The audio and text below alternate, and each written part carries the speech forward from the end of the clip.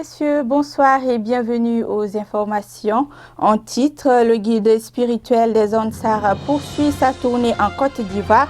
Arrivé au bord de la lagune ébriée dimanche, Seydi Chérif Ousmane Madani Aïdara a été reçu ce mardi par le président du Conseil supérieur des imams de Côte d'Ivoire. Les échanges ont porté sur le terrorisme.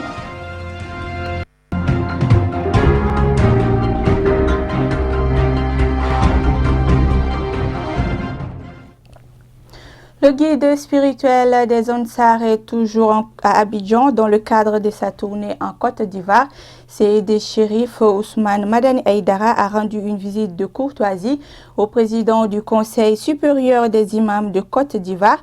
Nous vous proposons d'écouter Aboubakar Fofana. Nous sommes très heureux ce soir de recevoir le grand prédicateur de l'islam, à qui Dieu a permis d'avoir une voix écoutée, non seulement au Mali, mais à travers tous nos pays africains de l'Ouest. Depuis des années, chaque fois qu'il est venu en Côte d'Ivoire, il est venu nous rendre visite. Il nous a respectés. Il a donné aussi des instructions à tous ses disciples, tous ses fidèles, de nous écouter et de nous respecter. Et c'est ce qui se traduit sur le terrain chaque fois qu'on sort, même à l'intérieur de la Côte d'Ivoire. Nous le remercions pour cette collaboration. Il a attiré notre attention également vers le phénomène du terrorisme. Nous avons donc dit, jusqu'à présent, nous n'avons pas constaté tout à fait dans nos sermons des dérapages majeurs. Mais chaque fois qu'on a été informé d'un discours un peu radical, nous avons pris les dispositions nécessaires et requises pour mettre les choses dans l'ordre. Et nous comptons aussi sur leur appui, parce que nous devons collaborer à travers nos frontières, échanger les informations et se donner les conseils pour endiguer ces phénomènes nouveaux que nous n'avons jamais connus. Si l'islam était ça, l'islam ne serait pas ce qu'il est aujourd'hui. Et ce qui se passe aujourd'hui, les musulmans même n'en savent absolument rien. On ne sait pas d'où ça vient, qui est derrière, qui les finance, qui les entraîne et qui les forme. Et tout récemment, quand on a arrêté quelqu'un à l'aéroport à Paris, on dit qu'il a bu un demi-verre de whisky et qu'il a pris la cocaïne. Est-ce que quelqu'un qui va d'islam commence par la cocaïne, commence par le whisky? Même ceux qui sont venus à Abidjan, ici à Bassam, qui ont attaqué, avant d'aller attaquer, ils ont fini des casiers de bière avant de partir. Bon, tout cela, c'est un phénomène nouveau que nous ne maîtrisons, nous ne connaissons pas. Mais nous allons faire tout ce que nous pouvons pour endiguer et pour enrayer cette affaire de nos cartes, Inch'Allah. Que Dieu nous aide, et que Dieu nous assiste, que Dieu nous protège, et qu'il nous guide sur le droit chemin. Sallallahu alayhi wa sallam. Inauguration lundi de la salle de plénière Modibo Keïta de l'Assemblée nationale, fruit de la coopération entre le Mali et la Turquie. Cette rénovation donne un nouveau visage à l'hémicycle. Les reportages Amadou Kamara et Mohamed Sidibé. C'est dans une salle de plénière Modibo Keïta, flambant neuve, que s'est ouverte hier la session ordinaire du mois d'avril de l'Assemblée nationale. Cette salle de plénière qui accueille l'essentiel des débats à l'hémicycle a été entièrement rénovée et équipée grâce à l'appui financier et technique de la Turquie à travers l'agence turque de coopération et de coordination TICA. Un sentiment de fierté et de satisfaction. J'ai vu un joyeux vraiment, se passe de tout commentaire. Tout est renouvelé, tout est bien renouvelé. Et à ce niveau, vraiment, j'ai un sentiment de fierté et même une petite jalousie. Parce que quand je me trouve là, en tant que président d'institution, je me dis que le retour chez moi ne serait pas peut-être aussi gai quand je me retrouve dans cette salle.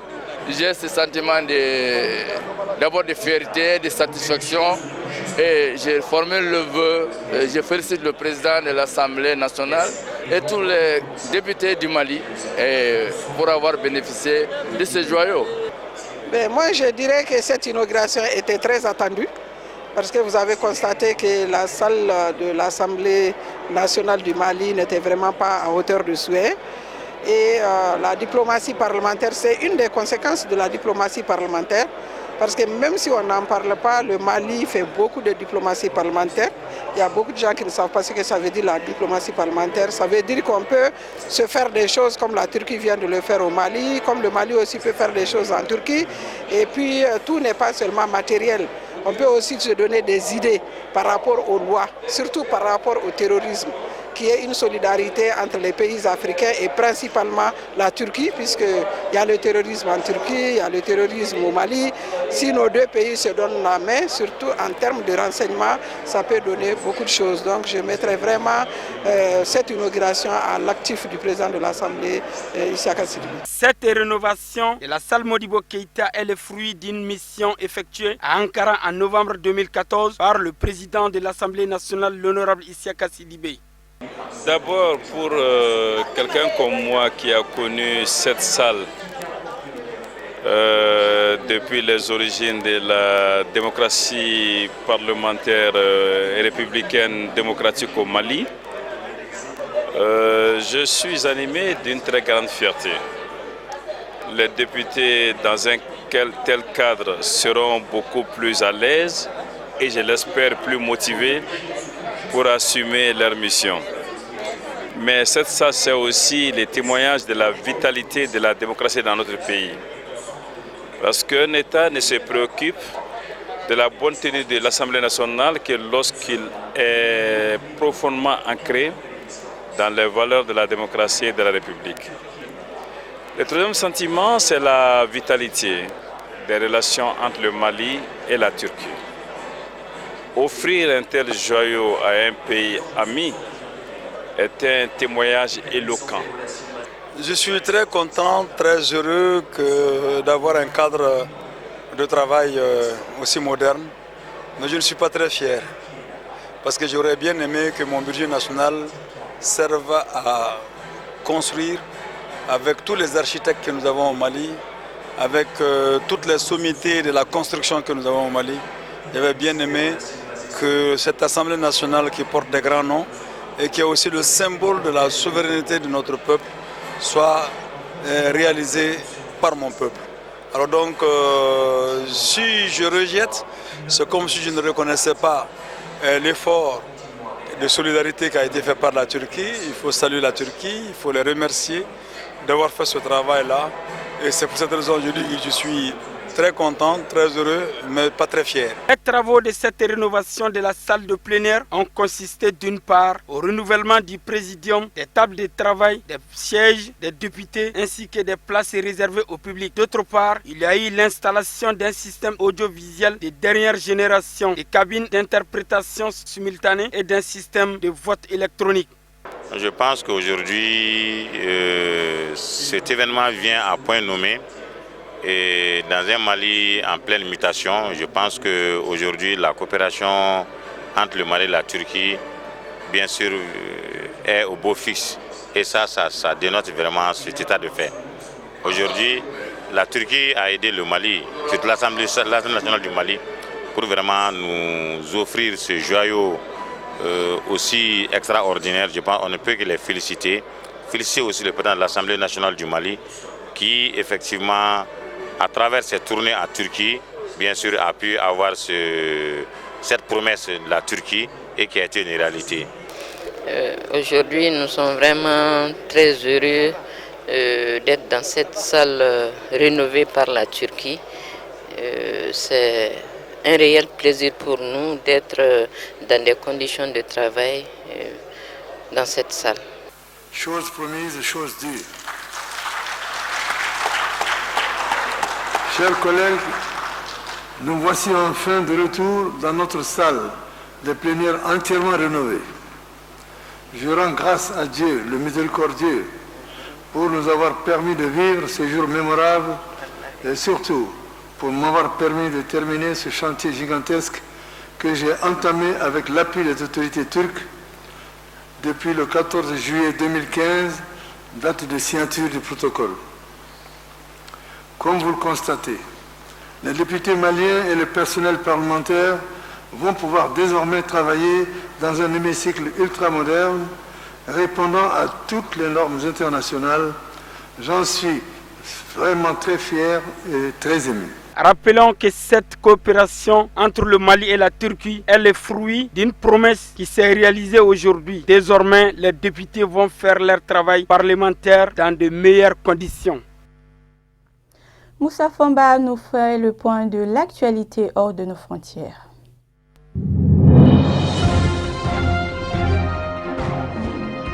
En Guinée-Conakry, les avocats de Aboubakar Sédiki Diakité dit Toumba déposent une demande de liberté provisoire. Cet ancien militaire est inculpé dans le dossier du massacre du 28 septembre aux côtés d'une quinzaine d'autres anciens dignitaires de la junte. Tous sont poursuivis pour leur implication dans l'assassinat de 157 opposants politiques dans un stade et dans le viol d'au moins une centaine de femmes. Sur une quinzaine d'inculpés dans le dossier, l'ancien chef de la garde présidentielle est le seul à être en prison. Son ex-patron Moussa Dadis Camara, à la tête de la junte militaire à l'époque, est aujourd'hui à Ouaga. Il ne vit ni en résidence surveillée, ni sous contrôle judiciaire. D'autres anciens dignitaires du régime en place en 2009 sont toujours aux affaires.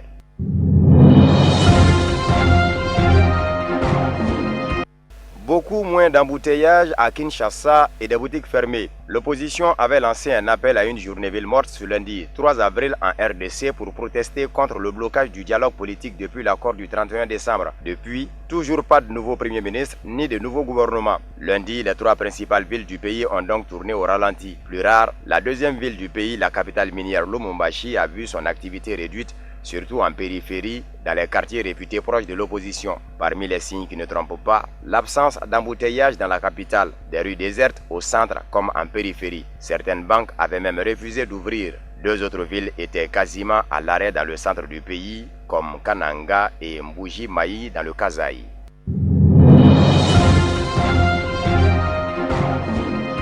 Toujours en RDC, les enquêteurs de l'ONU ont découvert 13 nouvelles fosses communes dans le centre du pays. Le nombre est passé, précise José Maria Aranaz, le directeur du bureau conjoint de l'ONU aux droits de l'homme, de 10 à 23 fosses communes dans le Kasaï central et oriental. Le fonctionnaire onusien soupçonne même l'existence d'autres fosses communes dans la province de Lomami. L'armée congolaise est souvent soupçonnée de faire un usage disproportionné de la force contre les miliciens Kamwinam Sapou, du nom d'un défunt chef traditionnel en rébellion contre le gouvernement avant sa disparition dans des heurts avec l'armée en août dernier. La tension demeure toujours vive dans le Kasaï où 2 enquêteurs de l'ONU enlevés le 12 mars avec 4 accompagnateurs congolais retrouvés morts.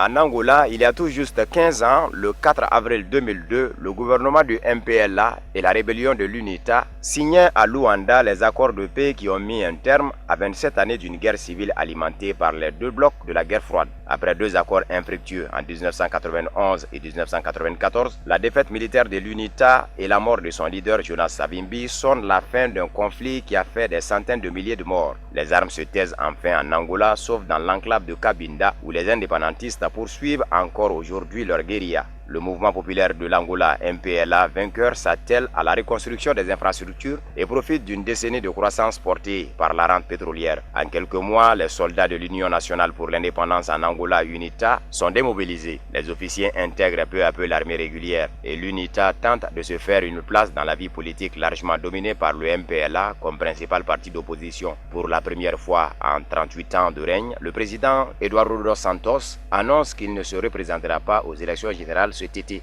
L'UNITA espère en tirer parti.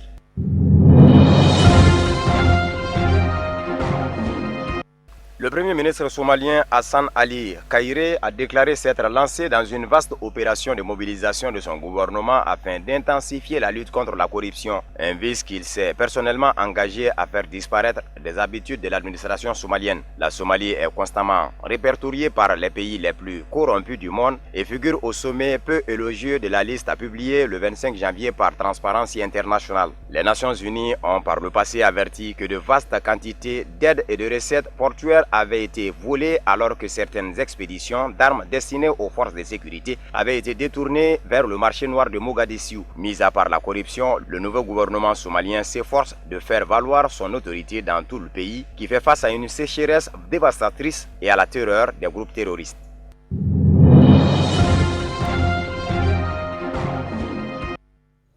L'Union des femmes solidaires du Mali vient de célébrer en différé la Journée mondiale de la femme. C'était à la faveur d'une conférence débat au cours de laquelle l'accent a été mis sur les valeurs de la femme et son rôle dans la société. La tenue de cette conférence débat a pour objet d'informer et sensibiliser les femmes sur leur rôle dans les foyers. Les années passées, les femmes organisaient le 8 mars sous forme de... Les femmes faisaient des cérémonies de balani ou bien appeler des artistes. Donc nous, on a vu que pour célébrer la femme, il faut que les femmes connaissent d'abord leurs devoirs en tant que femmes dans les foyers, savoir ce qu'il faut faire, avoir un bon foyer, bien éduquer ses enfants. Nous, on a vu que c'est ce qui était le plus important. Il fallait que les femmes savent leurs droits d'abord avant de revendiquer leurs droits. L'Union des femmes solidaires du Mali a voulu, à travers cette célébration de la journée internationale, lieu l'utile à l'agréable en organisant cette conférence débat pour magnifier la femme. On veut que toutes les femmes prennent leurs responsabilités dans leur foyer, que toutes les femmes soient conscientes de leur implication dans la société. Chaque femme a sa place, chaque femme est capable de faire tout ce qu'elle veut. Les femmes n'ont qu'à s'assumer, être autonomes, se battre, ne pas s'asseoir à la maison, chercher des associations, chercher là où il y a de l'aide et bien éduquer ses enfants. Il faut que les femmes se donnent la main, c'est pourquoi on a même créé cette union-là. On a vu que parce que dans les quartiers, il y avait beaucoup d'associations. Donc on a voulu que toutes les associations-là s'unissent pour qu'on puisse avoir un objectif commun, pour avoir plus d'impact. Rappelons que chaque année, l'Union des femmes solidaires du Mali, à travers sa présidente, Mme Maïga Oumou Maïga, célèbre la femme de la plus belle manière. Voilà, fin de cette édition. Merci de votre fidélité. Excellente suite de programme.